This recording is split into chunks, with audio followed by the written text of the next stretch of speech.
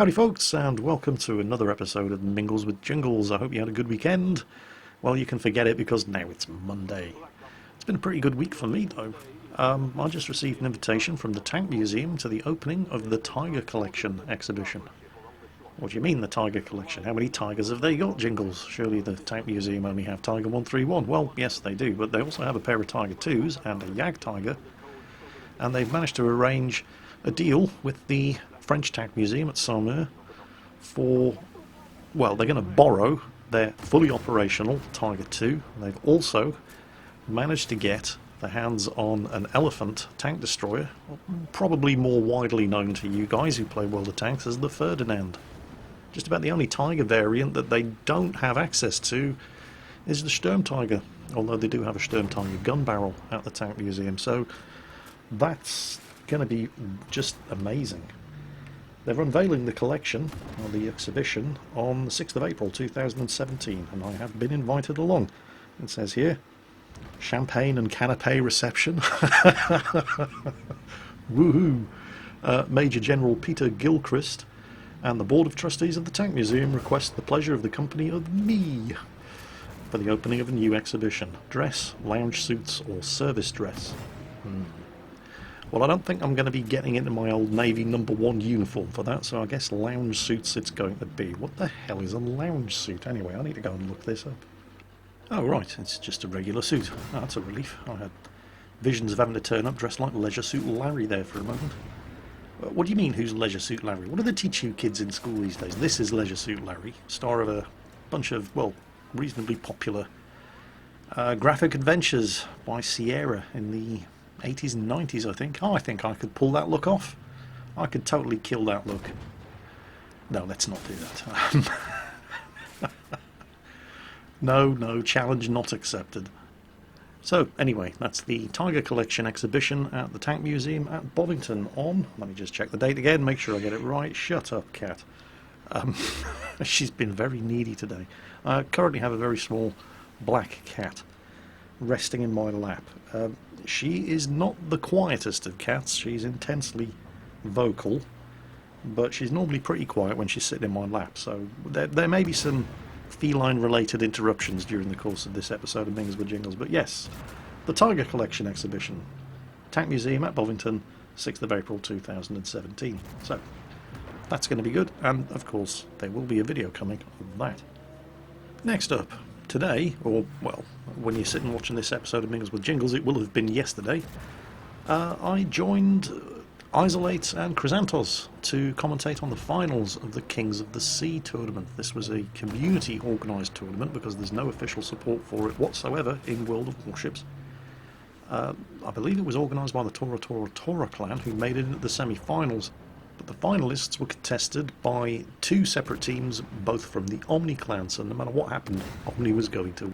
Now, it was a lot of fun to watch, probably more so than I think a lot of people were expecting, because, well, if you've seen high-level competitive tournament play in World of Warships, and chances are you probably haven't unless you watched the video that I put up on Friday. But a lot, you don't get those YOLO runs that you get in random battles, which are exciting to watch, but usually end up in disaster for somebody. You see a lot of very careful gameplay, you see a lot of intelligent gameplay, and you see a lot of teamwork. Three things that are conspicuous by their absence from your typical random battle. Looking at the way a destroyer gets used in a competitive match is probably the best example, and certainly the biggest difference, because if you're playing a destroyer in a random battle, and it doesn't really matter what kind of tier you're playing at, this applies across the board in random battles. In a destroyer, you spend most of the game looking for the opportunity to get those torpedo shots, usually into the flank and usually into those big dumb battleships.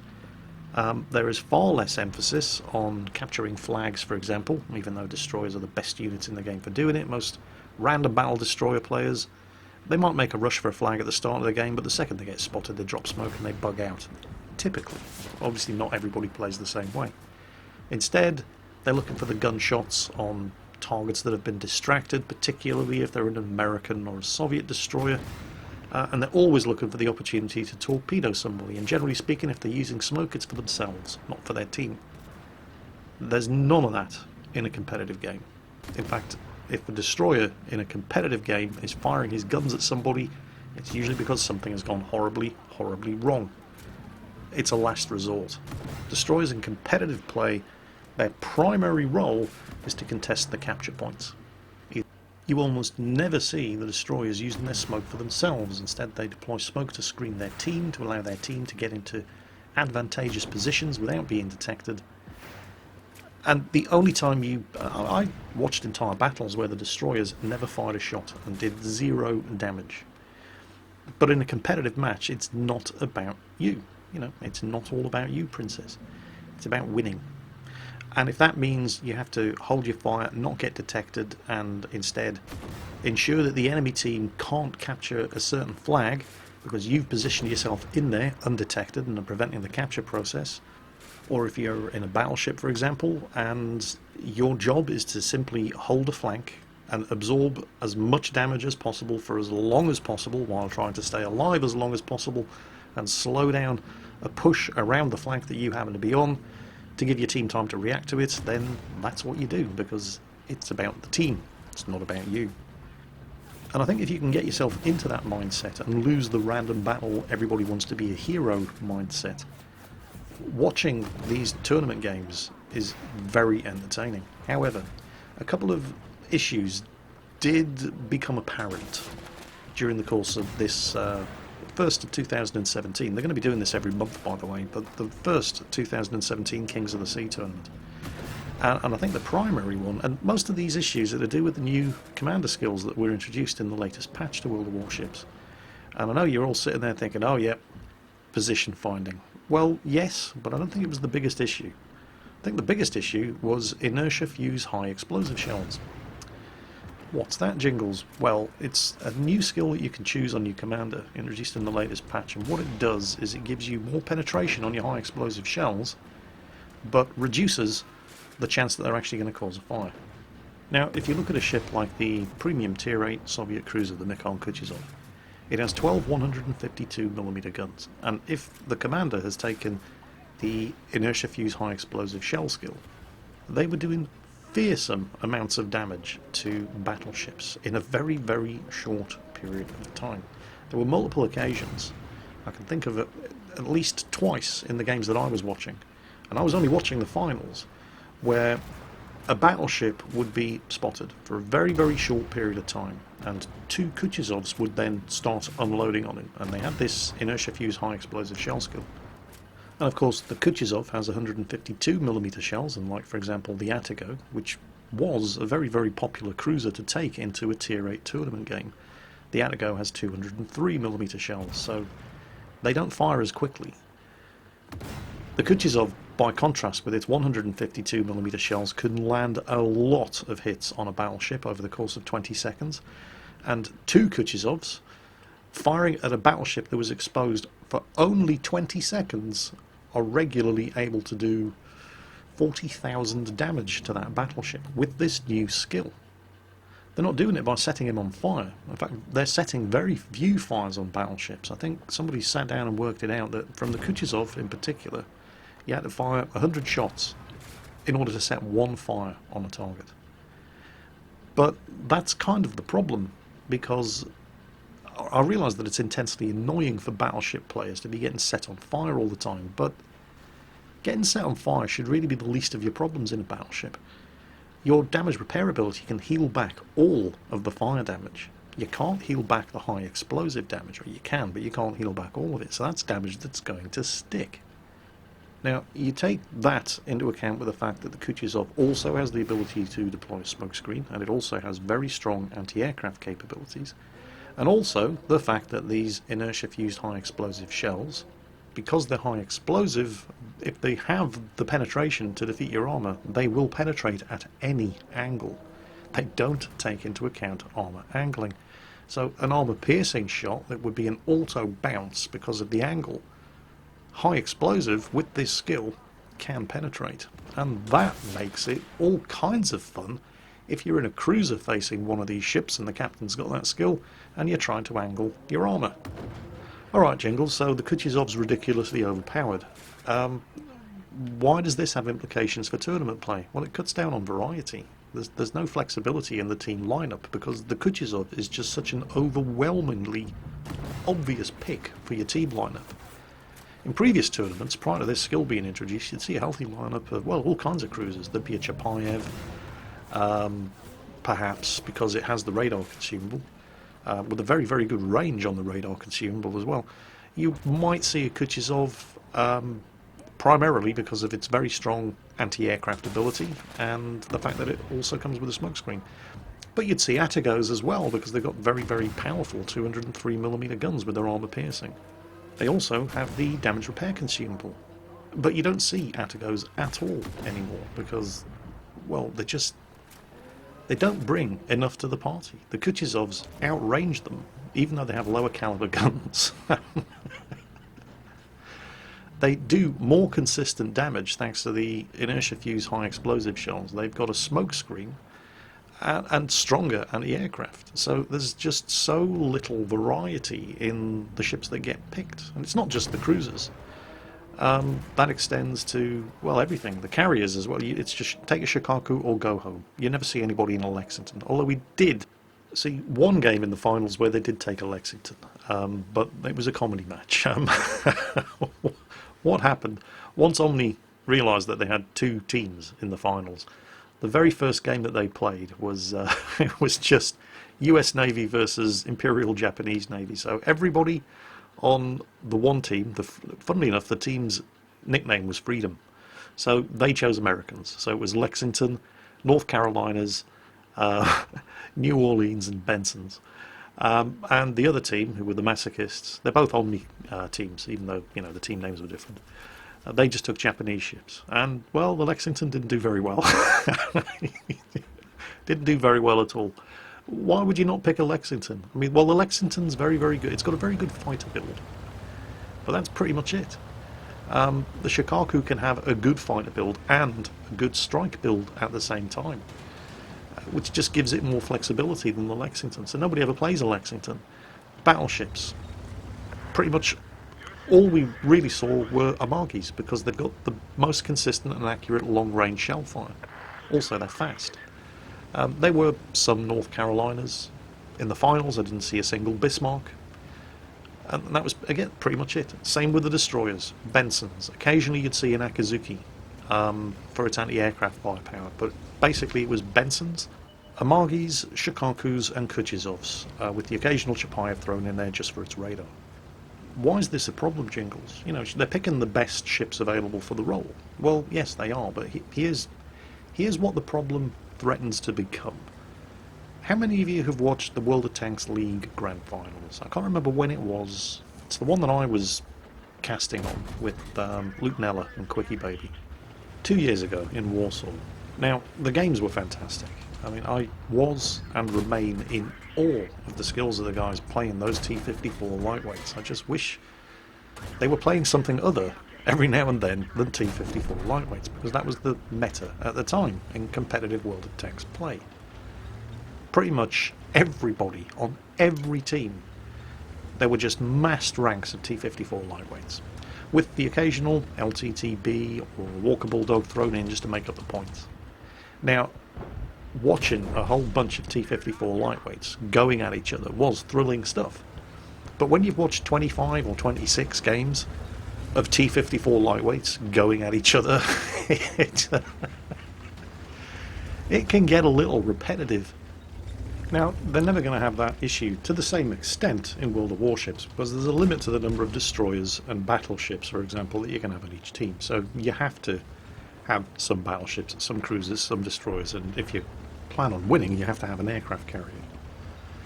But at the same time, it's always the same battleships, and it's the same cruisers, and it's the same aircraft carrier, and it's the same destroyers. And they're picking these ships not because they like the way they look, but because they're the best ships to pick. Because there's just no real alternative, with a couple of exceptions. Like, for example, take a Chapayev because it's got radar, maybe take an Akazuki because of the very strong anti-aircraft capabilities. But other than that, it's just the same ships on both teams. So you pretty much know exactly how both teams are going to play it out on any given map. And the only real surprise comes in watching how the two teams counter each other. And that can get, well, it threatens to get old quickly. It's not at the moment because competitive play in World of Warships is still quite new. But the only way it's going to change is if Wargaming do something about it to make other ships competitive. You can't force people to play the Atago, for example, when the Kuchezov is clearly so much better.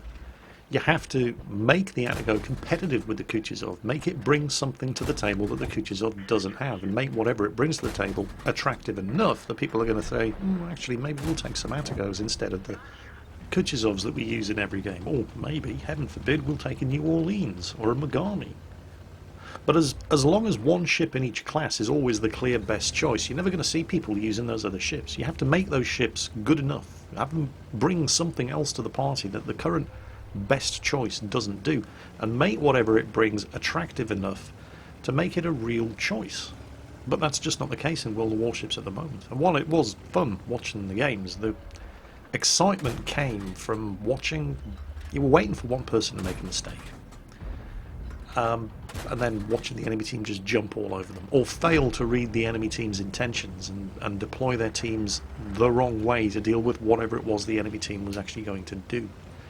What you didn't see was what you see every time you watch a competitive game of League of Legends, or even World of Warcraft or Guild Wars Arena in PvP.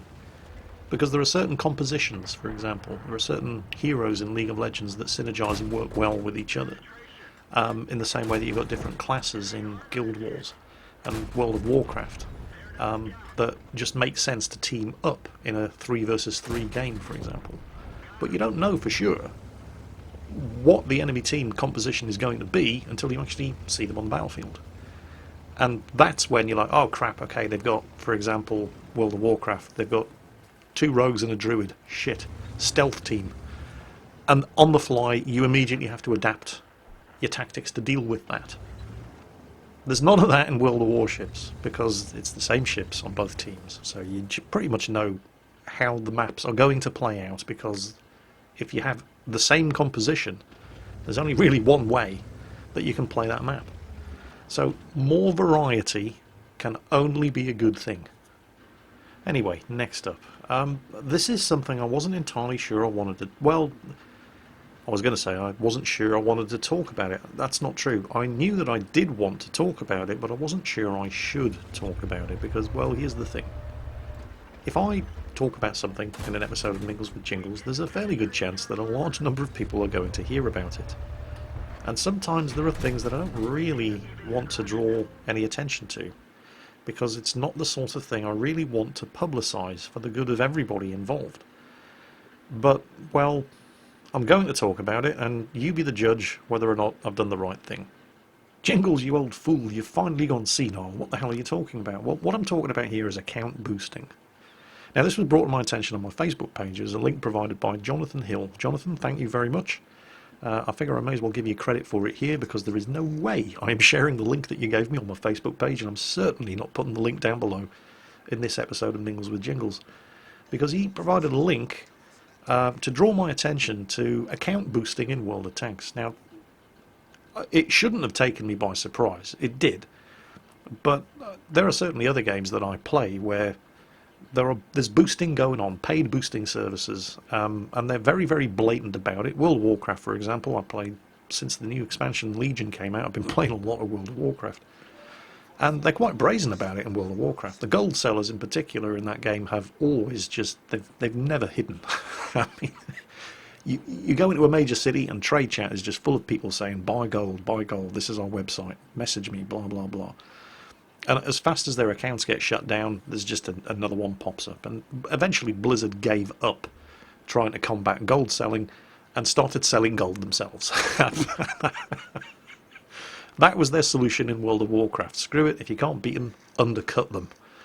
And that largely killed gold selling overnight in World of Warcraft. But they just changed tactics. Now what they do in World of Warcraft, they offer, for a certain sum of money, however much it is they're charging, they offer to boost you through a raid. Now, for those of you who don't play World of Warcraft, this is how you get all the best loot and gear. You go and take part in a raid. And they've got teams of players that will take your character into a raid. You won't have to do anything other than just follow them around as they kill all of the bosses and you get all of the loot. And that's what they're currently doing in World of Warcraft. So what's this got to do with World of Tanks? You can't do that in World of Tanks. Well, no, you can't, but you can do a hell of a lot of other things. Now, when I first saw the link that Jonathan provided, I thought, in my naivety and stupidity, that what it basically was... You see, here's the thing. If you want to get from Tier 1 to Tier 10 in World of Tanks as fast as humanly possible, here's how you do it. Now, you can do this. I don't recommend it because your stats will suck. You won't learn a thing about how to play the game. And yeah, sure, you'll have Tier 10 tanks, but you'll suck in those Tier 10 tanks. But this is how you farm experience the fastest in World of Tanks. You start off with all of your Tier 1 tanks, and you take the first one into a battle. And you just drive straight towards the enemy. The second you see something, you stop and shoot at it. You'll die very, very quickly, but you'll do some damage. And once your tank's been knocked out, you jump into your next Tier 1 tank, and you do exactly the same thing with all of your Tier 1 tanks. By the time you finish playing the last one, the first one's going to be out of battle, and you just do the whole thing again. And you keep doing it, and you keep doing it, until you unlock your Tier 2 tanks. And you do exactly the same thing in those, exactly the same thing in your Tier 3s, Tier 4s, Tier 5s. But you keep going back, and you're playing all of the other tanks as well, because they're now elite. And then you convert all of that experience into free experience, and you unlock more tanks, and you keep doing this, and it's tedious and it's boring, and it's got to be completely soul destroying, but it's the fastest way to grind experience in World of Tanks. And like a fool, I thought that that is what this service was offering. You give them your account, and then they come back after a week and you've got a bunch of Tier 10 tanks unlocked, but you have no idea how to play them, and your stats are in the toilet. So while that is a problem in and of itself, because while people are playing the account for you, they're ruining every battle that they're in. I mean, imagine if somebody's doing this and they happen to be in the top tier tank on your team, and all they do at the start of the game is they just charge straight forward across the field on Malinovka, fire one shot, do 390 damage because they're in an IS, and then get obliterated and leave the battle and go and do it in the next tank on their account. I mean, that's the top tier heavy on your team, just completely wasted. This may explain, I thought, some of the standards of play that you currently see in World of Tanks, but no, they're far more sophisticated than that these days. I could not believe the range of services that are available if you're prepared to pay for it to boost your account in World of Tanks. Let's start with credits and experience. You can pay somebody to farm 500,000 credits and 15,000 free experience for less than $4. Or at the other end of the scale, you can pay somebody to take over your account and farm 50 million credits and 1.5 million free experience for $317. And that's just the start. This particular website that Jonathan pointed me at is currently actually offering a special on Swedish tanks. If you want either of the Swedish Tier 10s, the Heavy or the Tank Destroyer, just hand over your account, pay them $165, and they'll come back within a couple of days with these tanks unlocked. Pick a Tier 10 tank you want. Well, it doesn't have to be Tier 10. You can pick any tank of any tier. You can say, I want to have the Tiger 2. Hand over your account, and they'll come back within a couple of days, however long it takes, I have no idea. And that tank will be unlocked in your garage for you.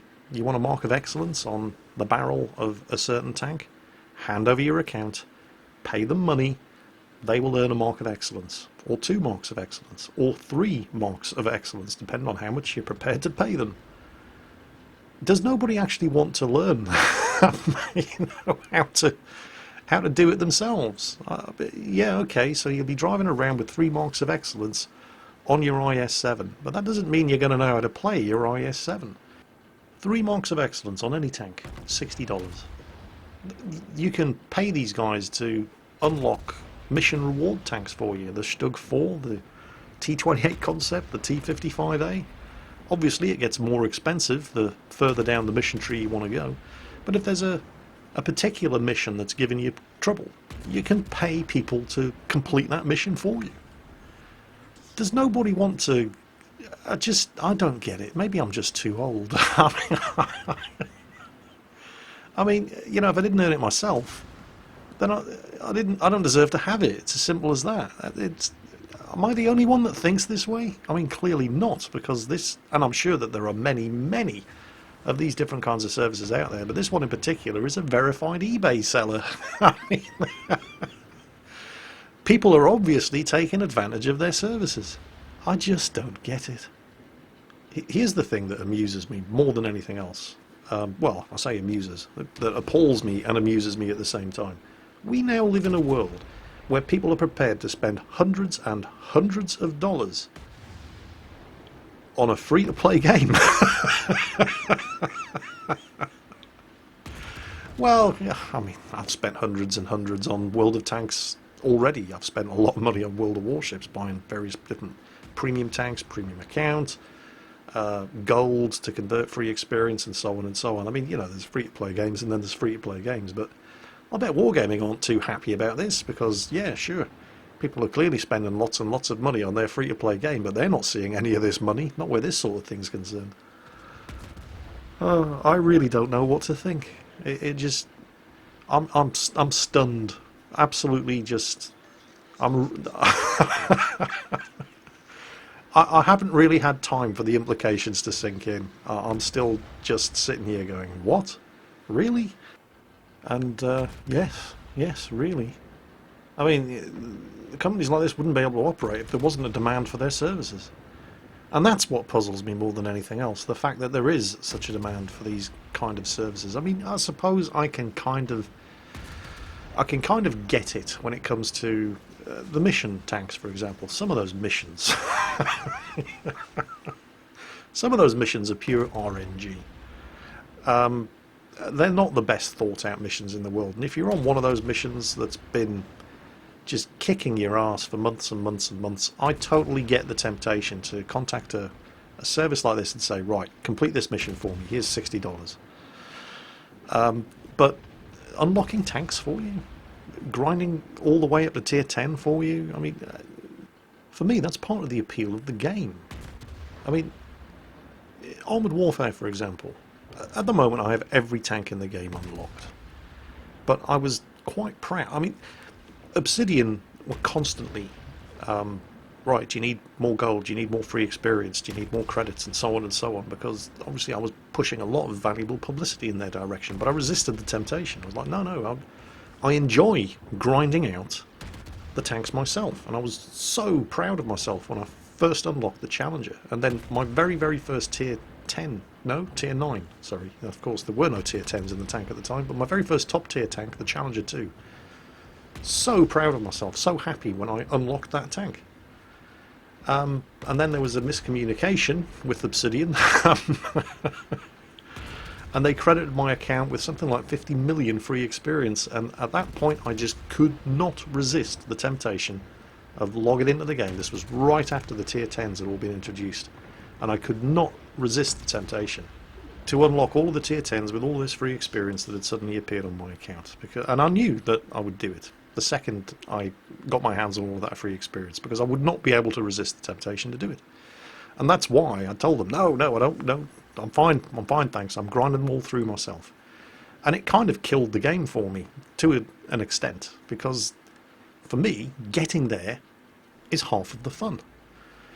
And so that's why I just don't understand why you would pay somebody to play a free-to-play game for you. It just doesn't make sense to me on any kind of level whatsoever. And yet, people are quite clearly doing it. Maybe I'm just too old-fashioned. I just don't understand it. Well, anyway, that is the world that we're currently living in. Unbelievable. Well, anyway, speaking of free-to-play games, let me just check my emails, make sure I get this absolutely right. I recently got a message, very happy about this one, from James Brooksby, the CEO of Edgecase Games, the developers of Fractured Space. Now, you may or may not be aware, I'm sure plenty of you are, but for the benefit of those who aren't, I think it was last year, may have been the year before, I'm not entirely sure, but I went down to Edgecase Games Studios to record some voice acting, because they'd put me into Fractured Space as a ship commander. I had a lot of fun doing the voice recording, and what they did was they ran a special free weekend on Steam where anybody who played Fractured Space over that free weekend unlocked me, complete with all of my voice acting, such as it is, as a commander for their ships in Fractured Space. But I was only ever available for a very, very limited period of time. Well, they've recently been pushing their new crew system in Fractured Space. They've introduced all kinds of new crew members, various different implants so you can customize the skills of the crew members. And as part of this whole new crew system, they've gathered a lot of feedback. And some of the feedback has been, when are we going to see Captain Jingles again? Well, I'm very, very happy to be able to tell you. Let me just check my emails, make sure I get the date right, because I wouldn't do to get this wrong.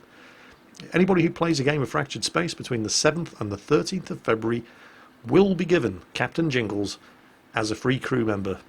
It'll be credited to your account after the event. I'll have to run a script to see who qualified. Let me see. Yeah, wow, it was actually nearly 2 years ago. The first Captain Jingles promotion in Fractured Space, April, May 2015. I have not been available since then. So, if you want to hear me cursing at you when you're playing Fractured Space, you need to get in there and play the game between the 7th and the 13th of February. And I will be unlocked after the event as a special commanding officer for your ships in Fractured Space. Well, anyway, moving along swiftly, we're rapidly coming to the end of this week's episode of Mingles with Jingles. There were a couple of other things that I wanted to talk about just before I put this episode to bed. I've been reading a lot about the Korean War lately. Now, it's not the most, I hesitate to use the term popular because it's a war, but you don't really see an awful lot in the media about Korea, the way you do about World War II, or you do about Vietnam, for example. World War II, Vietnam, they kind of caught the public's imagination in the way that the Korean War never really did. Nobody, well, there were a couple of movies, one that I can name, Pork Chop Hill, about the Korean War, and I'm pretty sure I've seen some movie, I think the only American movie I can remember seeing about the Korean War was to do with the war in the air, the dogfights between the Sabres and the MiG-15s. But generally speaking, the Korean War doesn't really get an awful lot of attention, and while it's far too late in this episode of Mingles with Jingles for me to start going on about the Korean War, I do want to talk about certain things that happened during the Korean War in future episodes of Mingles with Jingles, because I've been reading an awful lot about it lately. Particularly the Commonwealth Brigade, which featured troops from Britain, obviously, Australia. A Belgian battalion was even attached to the Commonwealth Brigade and were outstandingly good. The Korean War saw the first use of Centurion tanks in action, but more about that in future episodes of Mingles with Jingles. For now, there was just one little fact about the Korean War that I found out very, very recently and was amazed by. I had no idea. One of the Commonwealth regiments that fought in the battle on the Injin River in Korea was the Royal Northumberland Fusiliers. Now, I've got particular fondness for the Royal Northumberland Fusiliers because I actually come from Northumberland in the northeast of England. This is my local regiment. Well, nearly 70 years ago, in Korea at the time, one young private serving as a Fusilier in this regiment went by the name of Maurice Joseph Micklewhite. Now, you've almost certainly never heard of him, or at least you think you've never heard of him, but I guarantee you probably have. Because after he demobbed from the army, he took up a career in acting, and the very first movie that he ever had a role in, he wasn't in a starring role, but he played a private in the 1956 movie A Hill in Korea. So he basically, his first movie role was playing something that he'd actually done 6 years earlier. Well, anyway, young Maurice Micklewhite went on to bigger and better things, and you've almost certainly heard of him because he later changed his name to Michael Caine. Yes, Batman's butler. Batman's butler was a British soldier in the Royal Northumberland Fusiliers who fought in Korea in the 1950s. Wow, I had no idea.